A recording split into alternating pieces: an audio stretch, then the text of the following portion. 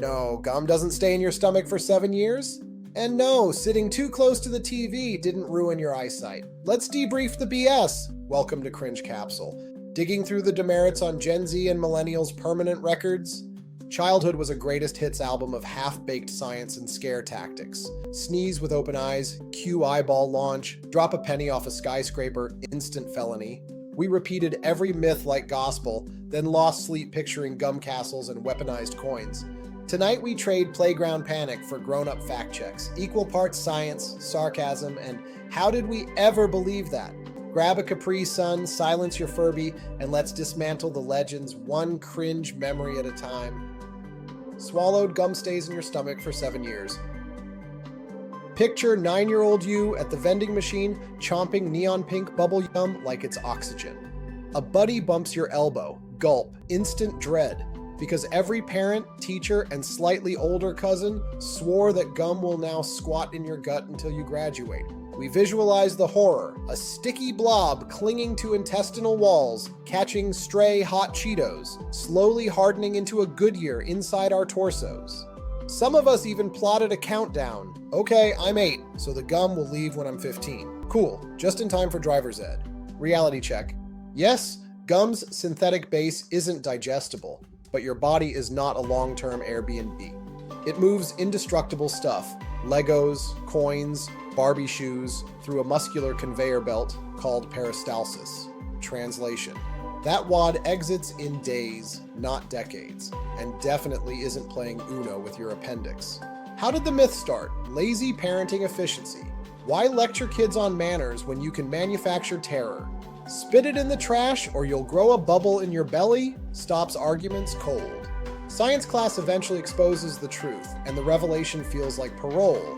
You keep spitting gum in bins, dentists still exist, but the psychic weight lifts. No 7-year sentence, no internal gumball machine. So, rules for adult life? Swallow gum accidentally? You're fine. Swallow gum intentionally? Also fine, but maybe invest that bravery elsewhere. And if your stomach does feel like a brick, spoiler alert, it's the third slice of cafeteria pizza, not the Trident from 2nd grade. Sneeze with your eyes open and your eyeballs pop out. Spring allergy season, 3rd grade math. The pollen count is high and so are your anxieties. A sneeze creeps up. You clamp your eyelids like vault doors because playground legend says one wrong blast will rocket your eyeballs across the room like ping pong balls fired from a t-shirt cannon. Somewhere in your head you picture them dangling by optic nerves, a scene equal parts science fair and horror movie. Truth time. Your eyes are lashed in place by muscles, connective tissue, and optic nerves tougher than bargain bin shoelaces. Sneezing does unleash mini hurricane forces up to 100 miles per hour, but that pressure vents through nasal passages, not ocular ejector seats. Blinking during a sneeze is just a reflex, like knees jerking when tapped or saying ouch after stubbing a toe. Actual evidence? Some people with nerve quirks or sheer determination can sneeze eyes wide open. Not one recorded projectile eyeball. Mythbusters blasted air through artificial skulls. Nothing popped. Ophthalmologists roll their eyes, securely attached, every time this rumor resurfaces. So where did it originate? Likely the same parental playbook that gave us sit too close to the TV and you'll go blind. Scare a kid, secure compliance. Effective, if not anatomically accurate. Next time a sneeze ambushes you, feel free to keep those lids parted, though be ready for an admittedly grotesque face contortion. Your eyeballs will remain firmly in their sockets, and the only things flying out will be a mist of embarrassment and maybe a glob of pollen-powered snot. Chocolate milk comes from brown cows. Kindergarten logic is beautiful. Cows make milk, chocolate is brown, therefore brown cows dispense Nesquik straight from the udder. Many of us strutted through show and tell, absolutely certain there were herds of dessert cows somewhere in Wisconsin, alongside secret strawberry varieties in pastel pink. The myth checks every kid brain box. Simple, tasty, and endorsed by the older cousin who knows stuff. Teachers usually let it ride because, honestly, arguing agricultural biochemistry with a 5-year-old is exhausting. So the legend flourished. White cows chew white milk, brown cows chew chocolate, and, in advanced theory, purple cows chew grape juice. Reality, all dairy cows, regardless of coat, produce the same plain white base. Chocolate milk is just regular milk mixed with cocoa, sugar, and a marketing budget. Yet belief persists. A 2017 survey found 7% of American adults still credit brown cows for the cafeteria's finest beverage. That is 16 million people picturing bovine yoo-hoo factories. The misconceptions origin story likely blends wishful thinking with dairy industry silence. Why ruin the magic that sells cartons? Plus, barnyard picture books rarely show the post-production step where a factory vat turns moo juice into a sugar rush. Discovering the truth is a rite of passage. Maybe you toured a farm and saw only white streams. Maybe a teacher finally cracked and demonstrated the mixing process with Hershey's syrup. Disappointment fades quickly. Chocolate milk tastes identical whether it starts in a dairy plant or your own kitchen. So next time nostalgia whispers, brown cows make dessert, just smile, sip, and thank science, because actual chocolate milk cows would probably charge extra for sprinkles. Make that face too long and it'll get stuck that way. You are 6, arguing with a sibling, and contort your features into maximum mockery. Tongue out, eyes crossed, nostrils flared. Mom glances over the newspaper and drops the nuclear warning. Keep making that face, and it'll freeze like that. Terror sets in.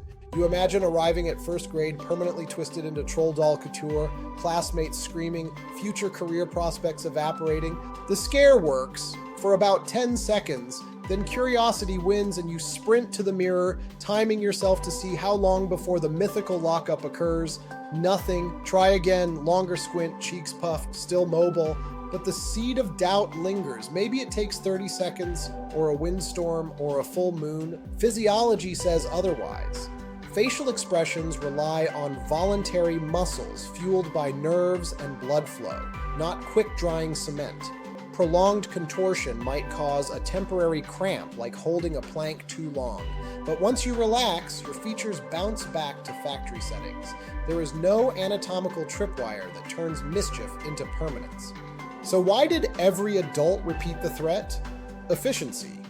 It halts goofy faces faster than "because I said so," and as a bonus, discourages sticking tongues out in family photos. The myth also taps into childhood body horror fascination, right alongside gum that never digests and lightning strike eyeball ejections. As adults, we deploy the line ironically, winking at the absurdity. Yet deep down, a tiny part of us still hesitates before committing to full-face derp in selfies, just in case the universe decides mom was right all along. Eating carrots gives you night vision. Parents had a clever trick for pushing vegetables, promised superpowers. Enter the carrot myth. Chomp enough beta-carotene, and you will see in pitch black like a Navy SEAL owl hybrid. Suddenly, every cafeteria tray sported a sad pile of baby carrots next to the pizza slice. We chewed, imagining backyard stealth missions and midnight snack raids undetected. Carrots do contain beta-carotene, converted by your body into vitamin A, which is essential for overall eye health. But unless you are suffering a serious deficiency, extra sticks will not upgrade your retinas to infrared mode. At best, you are maintaining the status quo. At worst, you risk turning slightly orange. Carotenemia is real. Ask any toddler on a puree bender. So where did the lore originate? World War II British propaganda. The Royal Air Force had new radar tech and needed a cover story for its uncanny nighttime accuracy. Enter the public relations gem. Our pilots eat loads of carrots. The press ate it up. So did generations of parents desperate for a dinnertime bargaining chip. Science class eventually dismantled the fantasy, but the tale endures because it is charming and vaguely plausible. Plus, imagining brown cow chocolate milk pairs nicely with night vision bunny eyes in the grand buffet of childhood nonsense. Bottom line, keep carrots on the plate. They are crunchy, cheap, and good for you. But if you are banking on seeing through your bedroom door at 2 a.m., invest in a flashlight. The only glow you are likely to emit is an orange tint if you overdo it. A penny dropped from the Empire State Building can kill you. Field trip legend time. Stand atop the Empire State Building, flick a penny over the railing, and it will plummet so fast it drills through a bystander's skull, flatten a taxi roof, maybe even crack the pavement like cartoon dynamite. Every class had that one kid clutching a copper coin, tempted to test urban physics before the chaperone confiscated it. Reality is far less cinematic. Once released, a penny tumbles and flutters like a drunk maple leaf. Air resistance drags the flat disc into terminal velocity around 30 to 50 miles per hour. Painful if it hits? Sure, a sting or small welt. Lethal projectile? Not even close. Mythbusters air-cannoned pennies at body parts and ballistic gel. Worst outcome was mild bruise, slight annoyance. Physics explains the flop. Mass plus shape matters. A penny weighs 2.5 grams and has lousy aerodynamics. Compare that to sleeker, heavier hailstones that routinely fall faster without perforating sidewalks. Even off skyscrapers, coins behave more like confetti than bullets. So, how did the myth stick? Morbid curiosity meets juicy storytelling. Cities need cautionary tales to keep tourists from littering. Teachers love real-world science that scares kids into good behavior. And let's face it, imagining currency as lethal weaponry spices up an otherwise dull skyline lecture. Next time you gaze upward in Manhattan, rest easy. Random pocket change will not turn you into sidewalk salsa. But also, do not toss coins from skyscrapers. It is still rude, illegal, and might ruin someone's iced coffee, which can be deadly in its own suburban way. We only use 10% of our brains. Few playground facts felt more empowering than this one. Humans tap just 10% of their gray matter. Unlock the rest, and you could bend spoons, ace calculus, maybe levitate. It sounded scientific. It let every struggling student dream of dormant psychic potential. We parroted it in book reports, health class, even family dinners like tiny TED Talk hosts. Reality check. Neuroimaging shows activity pinging across the entire brain over the course of an ordinary day. Motor cortex fires when you walk.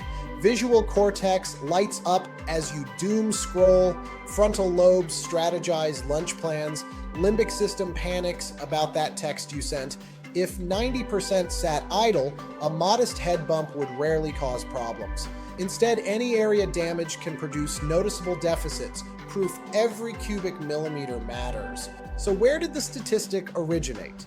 Likely a century-old misquote of early psychologist William James musing that we make use of only a small part of our possible mental resources. Hollywood ran with it. Self-help gurus printed it on posters. Movies like Limitless promised brain-unlocking wonder drugs. The myth stuck because 10% feels scandalously low, yet plausible. And who does not want a hidden superpower? Debunking does not steal the magic, it reframes it. Your brain is already firing on all cylinders, juggling thousands of subconscious tasks while you microwave pizza rolls. Rather than hunt for unused lobes, focus on sleep, hydration, and maybe less late-night social media spiraling. Upgrades science actually endorses. Sorry, no dormant telekinesis waiting to hatch.